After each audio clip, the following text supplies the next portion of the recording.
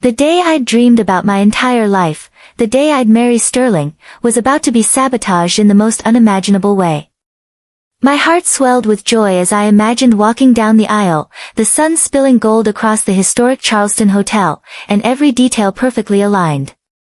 But there was one shadow I hadn't fully seen coming, my own sister. She smiled at me in front of 300 guests, but behind that smile was a plan to humiliate me, to turn my happiest day into a nightmare. And she didn't just want attention, she wanted control.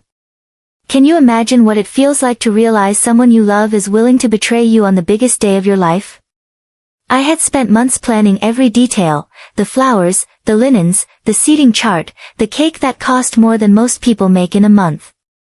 Every element was designed to create memories, to honor love. But suddenly, all of that careful preparation felt fragile, like a delicate glass teetering on the edge of a table. You might wonder, how could someone you trust so deeply attempt something so cruel? By the end of this story, you'll understand that sometimes the people closest to us harbor secrets that even the brightest days can't immediately reveal. And trust me, the way I handled it turned a potential disaster into the most unforgettable moment of my life. I was Pamela, 29 years old, a marketing director at one of Charleston's most prestigious firms. I prided myself on being composed, precise, logical. Life had always felt manageable, until my sister, Sutton, made it anything but. Sutton, 27, called herself an influencer. In reality, she was an expert at crafting a digital persona, while her life behind the screen teetered on chaos. She owed $51,000 in credit card debt, hidden from our parents, yet she flaunted designer handbags and yoga pants that cost more than my rent. My parents, of course, had always adored her. No matter what I accomplished, straight A's, scholarships, job promotions, it never seemed to matter. Sutton could post a Pinterest quote and earn a framed nod from Mother. The tension between us reached its peak when I became engaged to Sterling. He was brilliant, kind, with hands that could rebuild shattered bones and a smile that made my heart skip. But it wasn't Sterling's skill or charm that drove Sutton to obsession, it was his family name. Sterling came from old Charleston money, a lineage steeped in history, wealth, and societal prestige. Sutton wanted in, desperately, and she resented me for standing in her way. 3 months before the wedding, she appeared at my apartment unannounced, exuding confidence and entitlement. Yoga pants, designer bag, a smile too practiced to be genuine. "I've been thinking," she said, "I should be your maid of honor." I froze. "Sutton, I already asked Adeline, my best friend, your lawyer friend." Sutton's expression twisted into something sharper, almost predatory. "Pamela, this is a wedding with old money expectations. Do you really want someone who wears pantsuits to everything standing next to you in photos that will be in society pages?" I wanted to say no. I wanted to defend my choice, to stand my ground. But then she called Mother. 2 hours later, both parents were at my door. Mother's eyes shimmered with tears, Father's disappointed gaze carved through me like a knife I'd known all my life. "Pamela, your sister is devastated," Mother said, clasping my hands. "She feels like you don't love her. Can't you indulge her just this once? Make her feel included." The manipulation was meticulous. I swallowed my instincts and said, "Fine. You can be the maid of honor." And with that small concession, I unknowingly paved the way for Sutton's plan, one she had been plotting in shadows for months. 2 weeks before the wedding, her requests escalated. A bridesmaid dress, $1,800 silk, a boutique gown with champagne service. "You're marrying into old money, Pamela," she reminded me. "We can't look cheap in photos." I transferred the money. I argued nothing. But looking back, every demand, every parental manipulation, every nod I gave was building to a single point. Sutton didn't just want to be part of my wedding, she wanted to destroy it.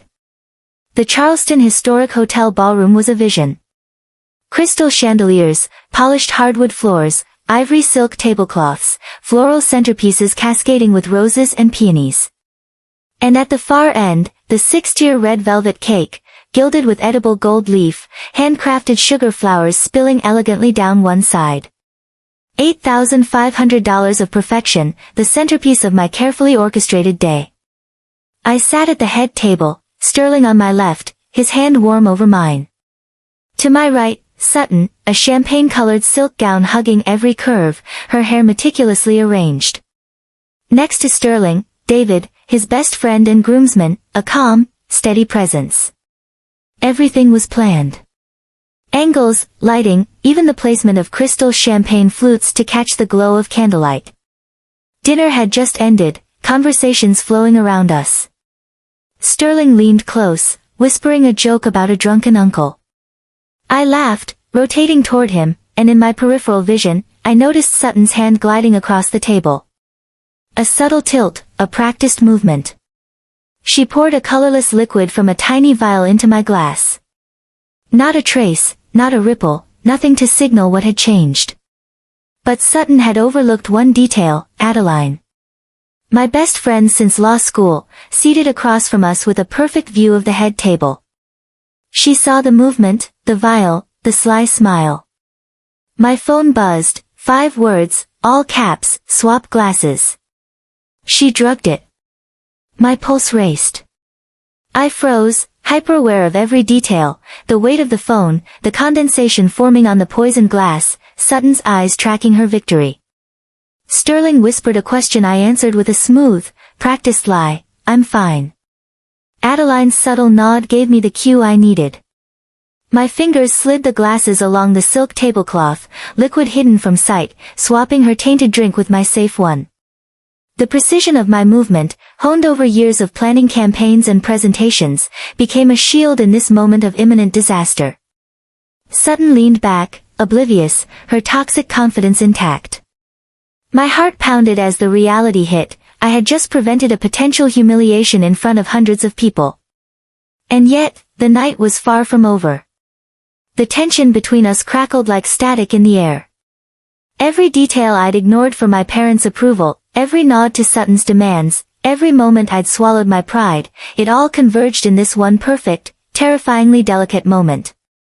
The night moved forward, seemingly ordinary, but every second carried an invisible tension. Sutton remained at my side, smiling, chatting with guests, projecting that perfect maid of honor image. Yet beneath that facade, I knew exactly what had been in her hands, and what could have been in mine if I hadn't acted fast. Can you imagine the quiet chaos building in a room full of 300 people, entirely unaware of the storm poised to strike? Sterling's hand stayed warm in mine, a subtle anchor amid the tension. He laughed, told stories, mingled effortlessly, while I played the part of a calm bride. But my mind was racing. I had to monitor Sutton closely without revealing the knowledge I now held. Every gesture, every glance, every sip she took became a measure of control, a delicate balance between revelation and restraint. Adeline stayed in position, a silent guardian. Her watchful eyes followed Sutton's every move, ready to intervene, ready to signal at the precise moment. Years of experience and instinct had prepared her for this. My friend understood what I hadn't fully realized until now. This wasn't just jealousy. This was a carefully orchestrated sabotage, meticulously planned, designed to humiliate me in front of my new family and friends. Sutton's speech was scheduled next. She had no idea the glass she thought was mine had already been swapped. I watched her rise, every inch of her confident stance masking the creeping effect of the melatonin she had stealthily administered. Guests turned their attention toward the stage, smiles polite, eyes curious. She grasped the microphone, poised to speak, unaware that the tide had already begun to turn against her. I remembered every moment leading to this night, the subtle manipulations, the calls to our parents, the dress purchases, the constant comparisons. Sutton had built herself up as the golden child, the indispensable sister, the expert social climber. But her ambition had blinded her. She didn't see the care, the thought, the quiet resilience I had cultivated over 29 years. As she began to speak, her words were articulate, rehearsed.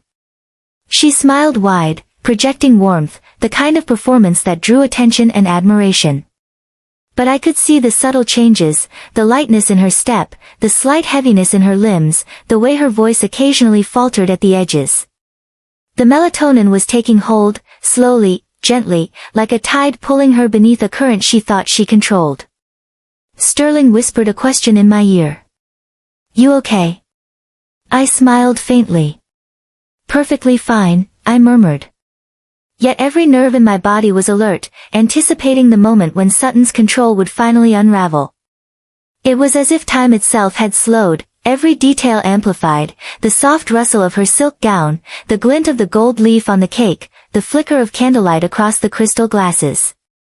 Guests leaned forward, engaged in Sutton's words, unaware that they were witnessing a moment carefully choreographed in reverse. Every compliment she gave, every laugh she coaxed from the audience, built a false sense of security. But the room had shifted. The air was heavy with anticipation, though no one yet knew it. I noticed subtle signs, her hand brushing against the podium for support, the occasional wobble in her stance, the slight delay in her responses to audience reactions. These were tiny signals, but to me, they were monumental. Every second brought me closer to the precise moment when the plan she thought she controlled would collapse, not in public shame, but in poetic justice. The MC's voice cut through the soft hum of conversation. "Ladies and gentlemen, the moment we've been waiting for, the maid of honor's toast." Sutton straightened, smiled, raised her glass. The audience followed, a ripple of polite clinking. She toasted me, to our family, to the perfect wedding. But the irony was palpable. The glass she lifted, the one she believed would show my downfall, was now hers. I sipped my own champagne, keeping my composure, letting the small details, the sparkle of the liquid, the careful positioning of glasses, the attentive eyes of Adeline, ensure everything unfolded according to plan.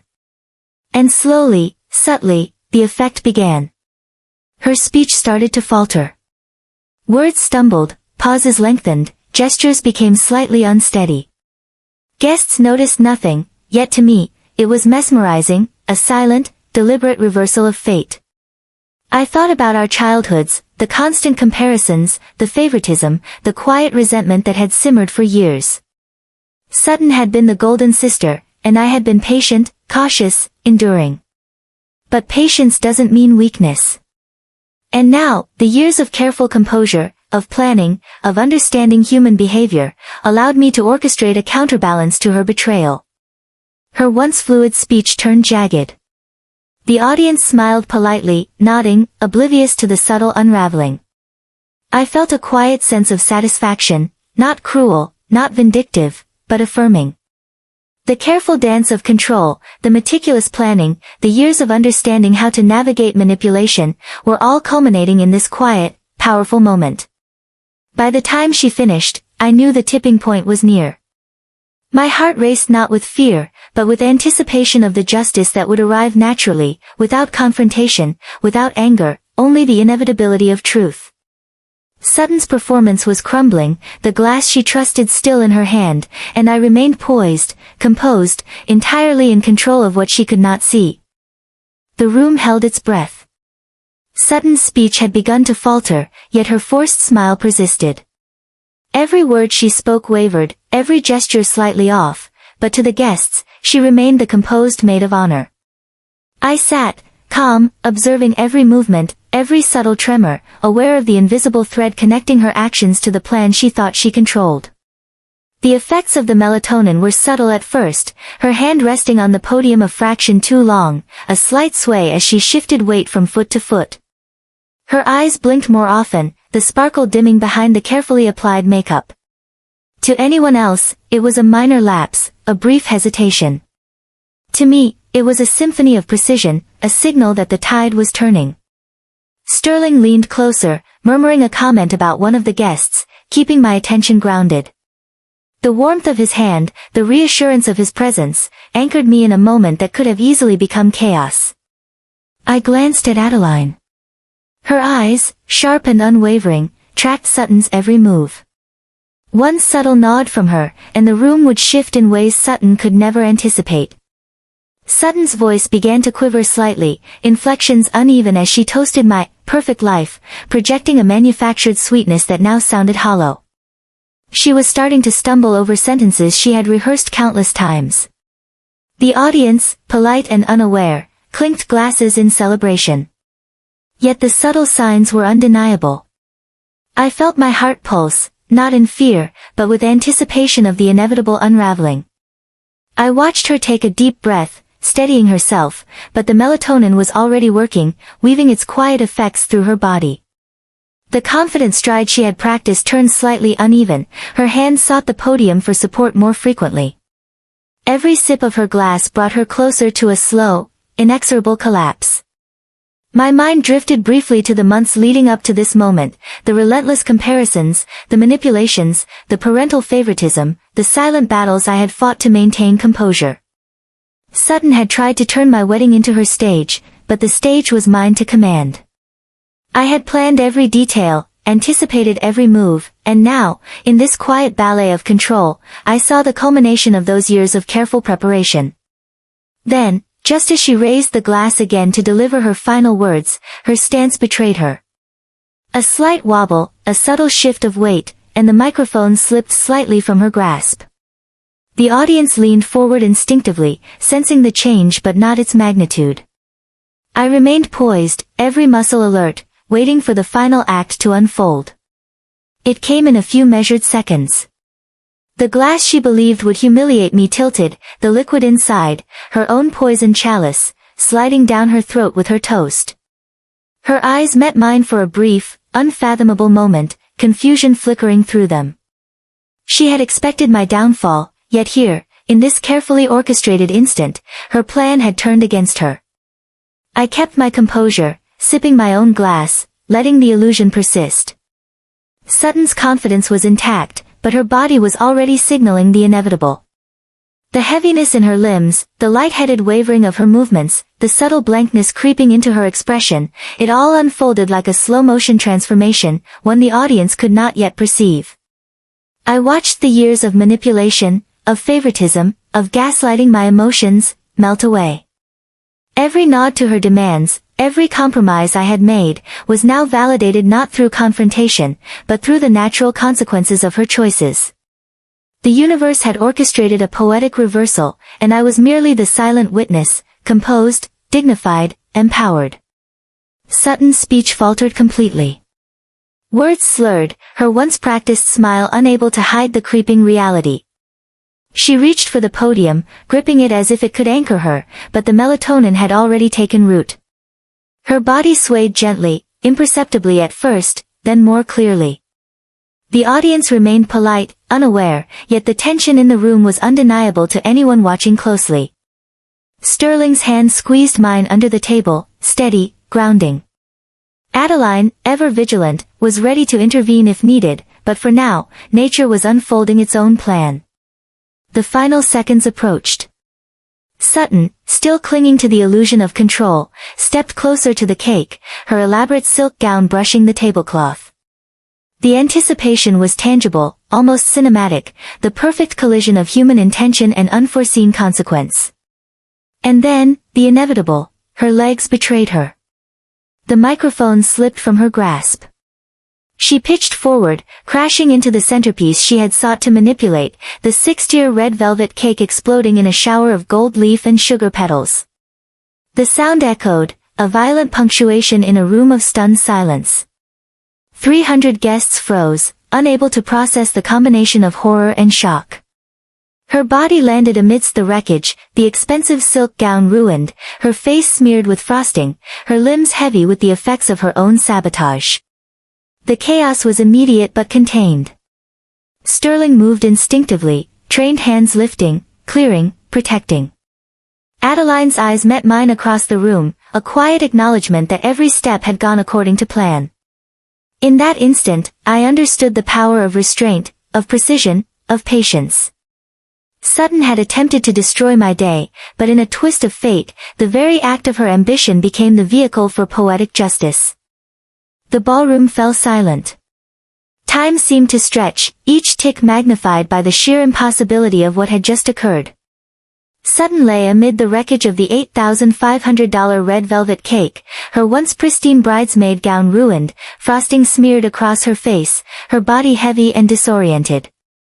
300 guests stared in shock, their polite smiles frozen, unsure how to react. Sterling moved with practiced urgency, the calm authority of a surgeon guiding his every action. He knelt beside Sutton, clearing her airway, checking pulse and responsiveness. Every step was precise, deliberate, measured.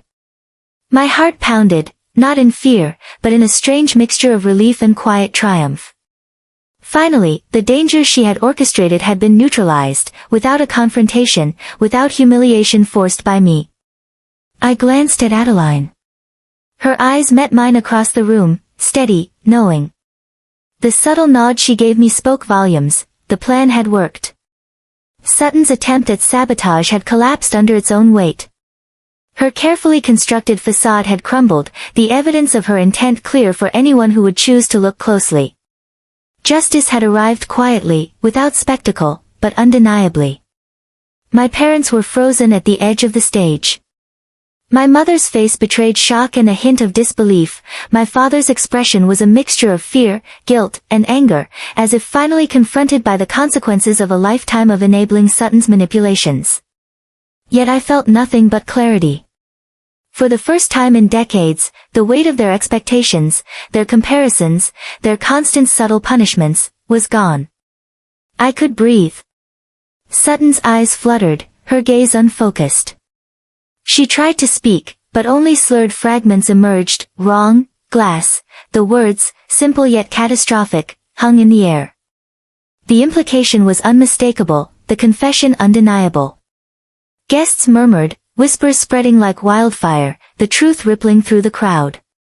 Her plan had been exposed, not by confrontation, but by the inevitability of her own choices. Sterling stood, towering, eyes scanning the room. "She isn't having a stroke," he said calmly, clearly, and with authority. "This is a synergistic reaction, alcohol mixed with a central nervous system depressant. Classic signs of a sedative overdose. We're calling an ambulance. She will be okay, but she will need monitoring." His voice carried across the room, cutting through confusion and panic, commanding attention. The paramedics arrived swiftly, moving Sutton onto a stretcher, her ruined gown and the remnants of the cake trailing behind her. My parents followed silently, their expressions unreadable, their control broken. I walked beside Sterling, my hand in his, feeling something I had never felt at a wedding, liberation. The monster that had haunted my life for years, the toxicity that had infiltrated my family, was gone. The guests slowly began to process the scene. Conversations resumed, soft at first, then louder, as if the tension had been released. Some offered condolences, others whispered quietly to one another, but the focus of the night had shifted irrevocably. The wedding, once a stage for manipulation and family pressure, became a celebration of truth, of resilience, of love and careful planning overcoming betrayal. I looked at Sterling, his blue eyes meeting mine. "Are you okay?" he asked gently. Concern and reassurance blended seamlessly in his tone. "I am," I said, and for the first time, I meant it fully. No guilt, no self-doubt, no compromises forced by others. Everything that had weighed on me for decades, the need to please, the constant fear of disappointing, had been released. The hotel staff, initially frozen, now moved to clean and reset. The ruined cake, the wrecked gown, all became symbols of what had been endured and overcome. I smiled genuinely for the first time that night, letting go of fear and stepping fully into this new chapter of life. The evening continued, not as a spectacle, but as a genuine celebration of connection, love, and resilience. Later, in the quiet moments on the dance floor, Sterling held me close under the chandeliers, and I realized how light I felt. The years of navigating family toxicity, of absorbing Sutton's manipulations, had ended. I danced freely, unencumbered, surrounded by those who truly cared, Sterling, our closest friends, and the few family members who had always supported me. The rest of the world, the enablers, the manipulators, the toxicity, no longer held sway. The next morning, sunlight streamed into our suite. My phone buzzed with a message from my mother. How could you let this happen? Sutton made a mistake. Family is family. Forgive her. I read it twice. My old self might have replied, justified, apologized, or rationalized. But the new me deleted it. Blocked it. Freedom tasted like the crisp Charleston air, clean, untethered, real. Sterling squeezed my hand, smiling, watching me finally breathe without restraint. You okay? He asked softly. I nodded. Yes. Truly. The chains of a lifetime had been broken in a single night, not by anger, not by confrontation, but by patience, precision, and the quiet assertion of agency.